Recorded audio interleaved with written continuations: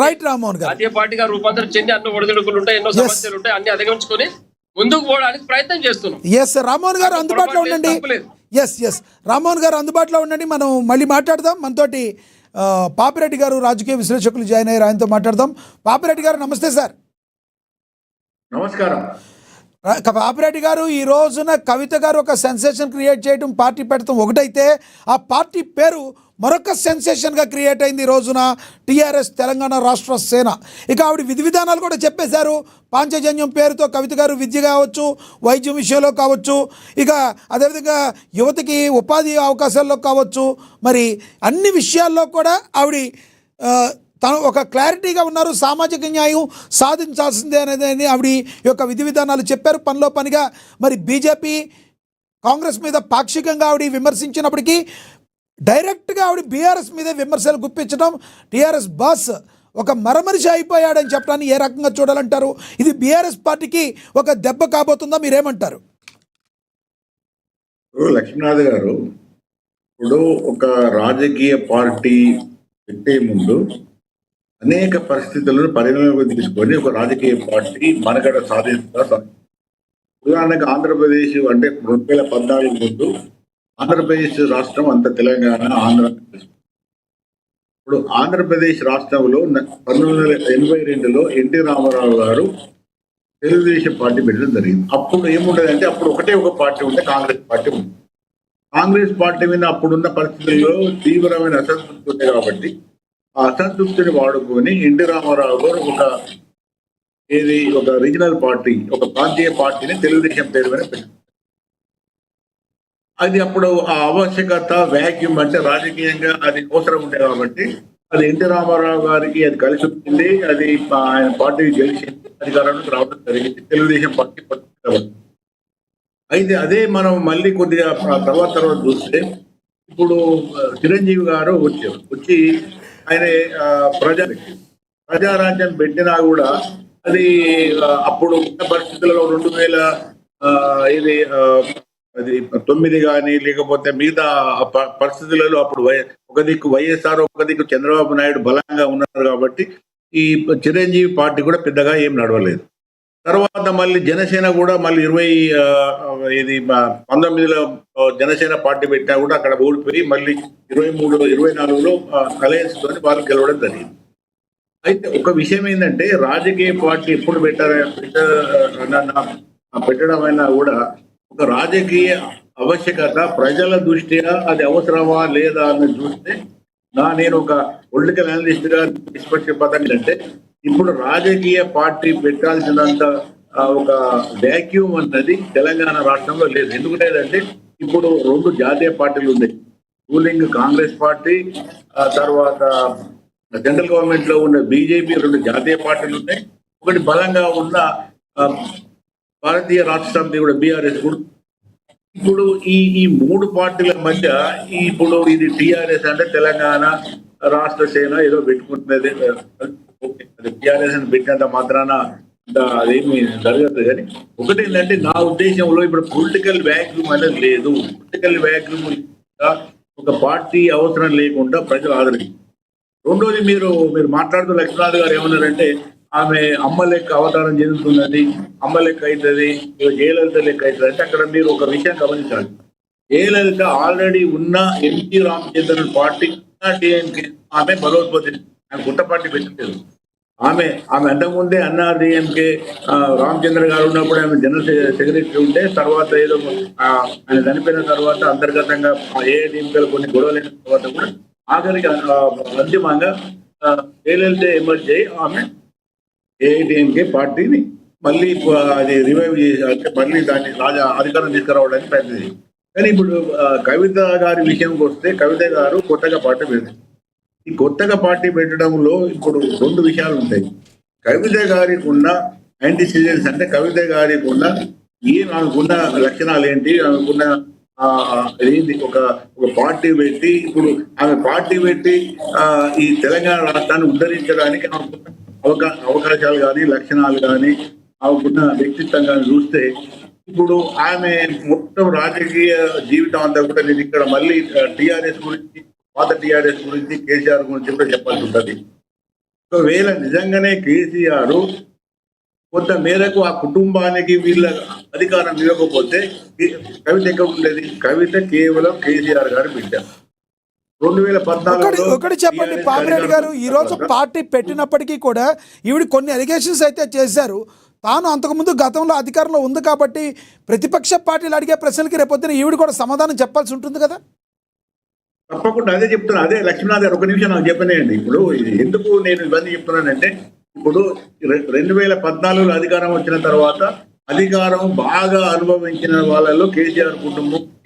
ఆ కేసీఆర్ కుటుంబంలో కవితది కూడా పెద్ద పాత్ర. తక్కువ నేను చూసిన, నేను కూడా టీఆర్ఎస్ పార్టీలో దగ్గర కూడా ఉండి కేసీఆర్ మొత్తం పార్టీ వ్యవహారాలలో కానీ అధికారంలో కూడా ఎంత తక్కువ నేను చూసాను. అన్ని విధాలుగా అధికారం తీసుకున్న తర్వాత ఎక్కడి దాకా పోయింది? ఆమె లిక్కర్ స్కామ్లు ఎప్పుడైతే ఇన్వాల్వ్ అయ్యి లిక్కర్ స్కామ్తో ఆమె పేరు బయటపడి ఏది ఈడీ కానీ సిబిఐ కానీ ఇవన్నీ ఎంక్వైరీస్ అయిన తర్వాత కేసీఆర్ గారు ఈమెతోని కొంత రాజకీయ నష్టం బాగా జరిగేటట్టు పరిస్థితి అక్కడి నుంచి వెళ్ళి గొడవలు మొదలైనవి. అంటే ఆమె నిజంగా తెలంగాణ ప్రజల కోసం ఆలోచించలేదు. తెలంగాణ అధికారంలో ఉన్నప్పుడు సామాజిక న్యాయం గురించి మాట్లాడలేదు, తెలంగాణ వాదుల గురించి మాట్లాడలేదు, మిగతా వాళ్ళ గురించి రాదు. అది కేవలం ఆమె సంపాదన, అధికార దాహం తప్ప నిన్నడు కూడా నేను చూసాను. నేను వ్యక్తిగతంగా కూడా ఆమె తెలుసు, నేను తెలుసు, ఆమె నాకు తెలుసు. నేను చూసిన మాట చెప్తున్నా, ఆమె ఎన్నడూ కూడా ఏ సామాజిక న్యాయం గురించి మాట్లాడలేదు, ఏ తెలంగాణ వాదుల గురించి కూడా మాట్లాడదు. ఎప్పుడు ఆమె ఏదైతే తెలంగాణ జాగృతి పెట్టినప్పటి నుంచి తెలంగాణ రాష్ట్రం రాకపోతే సంపాదన, దాంతో బ్లాక్ మెయిల్ చేయడం, బెదిరియడం నుంచి మొదలైతే ఆ తర్వాత అధికారం వచ్చిన తర్వాత కూడా అదే పనికి ఎక్కువ స్థాయిలో చేసుకుంటాం, ఎక్కువ సంపాదించింది. ఎందుకంటే ఇవాళ ఒక్క రోజు మీరు చూస్తే అన్ని నేషనల్ పేపర్స్ లో ఫ్రంట్ పేజ్ యాడ్ కొన్ని కోట్ల రూపాయలు అవుతాయి. మీటింగ్లు, పైసలు ఎక్కడి నుంచి వచ్చినాయి? ఆమె నిజంగానే ఆమె అంతకుముందు పెద్ద ఇండస్ట్రియలిస్ట్ కాదు, లేకపోతే పెద్ద ధనవంతురాలు కాదు, జాగీర్దారు కాదు, మామూలు మధ్య తరగతి కుటుంబంలో ఈ కేసీఆర్ బిడ్డ. ఇన్ని పైసలు ఎక్కడి నుంచి వచ్చినాయి ఆమెకు? అవి ఏమి చేసి సంపాదించింది? ఏమైనా ఇప్పటికైనా ఇండస్ట్రీస్ ఉన్నాయా, లేకపోతే వ్యాపారాలు చేసిందా? కేవలం అప్పుడు అధికారాన్ని అడ్డం పెట్టుకుని సంపాదించిందో, లేకపోతే వేరే వాళ్ళు ఏమైనా స్పాన్సర్ చేసి నాకు తెలియదు. కానీ ఒకటేంటంటే ఇవాళ టీఆర్ఎస్ అని పేరు పెట్టుకున్నంత మాత్రాన కవితకు ఇక్కడ నేను వ్యతిరేకమని కాదు, లేకపోతే ఆమె కాదు.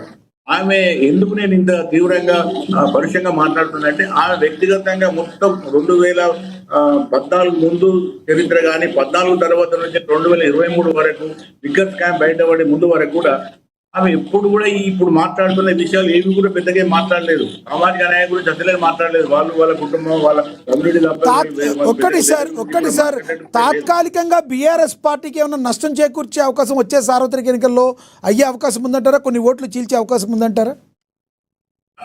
అటువంటిది ఏమి ఉండే అవకాశం లేవు. ఎందుకు లేవంటే కవిత కేవలం వ్యక్తిగత కారణాలతోనే పార్టీ పెట్టినట్టు కనబడుతుంది. ఏంటంటే అక్కడ అంతర్గతంగా కుటుంబ వ్యవహారాలలో ఒక 6 నెలలు గొడవలు జరిగినాయి వాళ్ళ మధ్య, అన్న మధ్య, మా చెల్లె మధ్య, తర్వాత సంతోష్ రావు అని ఆయన మధ్య, ఈమె మధ్య, తర్వాత హరీష్ రావు మధ్య. అంటే ఒక 6 నెలలు కుటుంబ గొడవల తర్వాత ఆమె బయటకు వచ్చి పార్టీ వ్యవహారాలు. అంటే ఇక్కడ కూడా నేను ఒక విషయం ఏంటంటే ఉన్నది అనవసరంగా రేవంత్ రెడ్డి గారు, ముఖ్యమంత్రి గారి పేరు కూడా దీనిలో చేయాల్సిన అవసరం లేదు. ఎందుకంటే ఇప్పుడు కాంగ్రెస్ పార్టీ టీఆర్ఎస్ లో లుకలు అంతర్గత కళాలు ఉంటే వాళ్ళకు సంతోషంగా ఉంటుంది. ఎందుకంటే ముఖ్యమైన పార్టీ బలైన అవసరం. కానీ ఇది రేవంత్ రెడ్డి గారి స్కీమ్ కాదు, ఎవరి స్కీమ్ కాదు. అంతర్గతంగా కలహాలు, కుటుంబాలతో వచ్చిన సమస్యలు వచ్చింది కాబట్టి ఆ పార్టీని ఇప్పటి కూడా జనాలు ఆధునికంగా కలుగుతారు కాబట్టి ఎవరికైనా సంబంధాలు లేవు. ఒకవేళ కవిత ఒక బెస్ట్ ఎగ్జాంపుల్ అంటే షర్మిల కూడా వైసీపీని బదనాం చేయడానికి వచ్చింది. ఆ వైసీపీ ఓడిపెట్టి ఏమని జరిగింది. కానీ ఇప్పుడు మాత్రం ఆ షర్మిల ఎక్కడున్నది కూడా ఎవరు తెలియదు. ఇప్పుడు ఈమె కవిత కూడా పెద్ద రాజకీయ భవిష్యత్తు ఉండదు. ఆమెకు అంత వ్యక్తిత్వం లేదు, అంత మంచి పేరు కూడా లేదు జనాలలో. పాపిరెడ్డి గారు, తిరిగే నాయకులు అంటారు పైసల కోసం, ఏదో పేరు కోసం తిరిగే వాళ్ళే కానీ అన్న కమిట్మెంట్ ఉన్న నాయకులు కూడా పెద్దగా లేదు. రైట్, అందుబాటులో ఉండండి సార్, నేను మళ్ళీ మాట్లాడతాం. మనతో కాంగ్రెస్ అధికార ప్రతినిధి డాక్టర్ శివకుమార్ లాల్ గారు ఉన్నారు, ఆయనతో మాట్లాడదాం. శివకుమార్ లాల్ గారు నమస్తే అండి. లక్ష్మీనాథ్ గారు నమస్తే.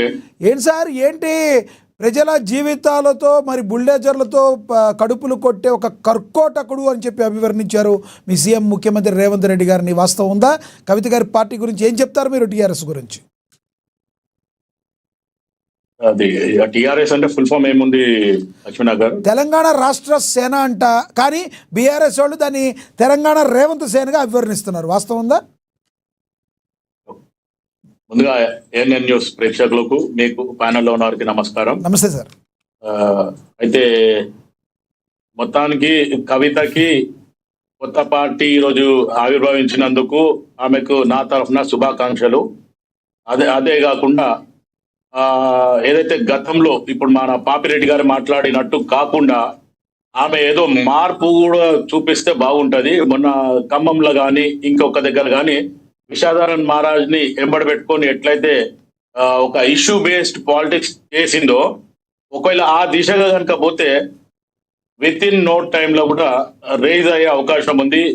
అవసరమైతే రేపు ప్రతిపక్షంకి కూడా రావచ్చు. ఎందుకు చెప్తున్నా ఈ మాట అంటే, ప్రజలల్లా ఈరోజు ఒక ఆలోచన ఏమొచ్చిందంటే, పాలిటిక్స్ ప్రతి పార్టీగా పాలిటిక్స్ చేస్తున్నారు, ఇష్యూ బేస్డ్ పాలిటిక్స్ కానీ ఒక ప్రాబ్లమ్ సాల్వ్డ్ పాలిటిక్స్ కావాలనేది ఒక ఆలోచన ఉంది.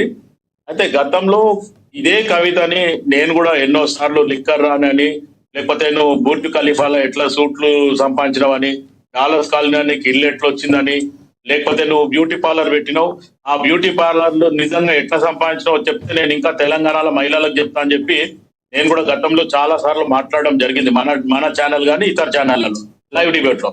కానీ నేను మొత్తానికి ఏదైతే ఈ ఖమ్మంకి ముందు నుంచి కూడా కవితను కొంచెం గమనిస్తున్నాను. ఆమెలో ఏదో మార్పు కనబడుతుంది అనే ఒక ఆలోచన మటుకైతే నాకు, అంటే ఒక 43 years నేను పార్టీలో ఉన్నా కాబట్టి పార్టీలో ఏం జరుగుతుంది, నేను గతంలో కూడా ఇదే కేసీఆర్ తెలంగాణ రాష్ట్రం ఏర్పడుతుంది అనే ముందు కూడా కేసీఆర్ కి 2013 లో కూడా ఒక 4 to 6 pages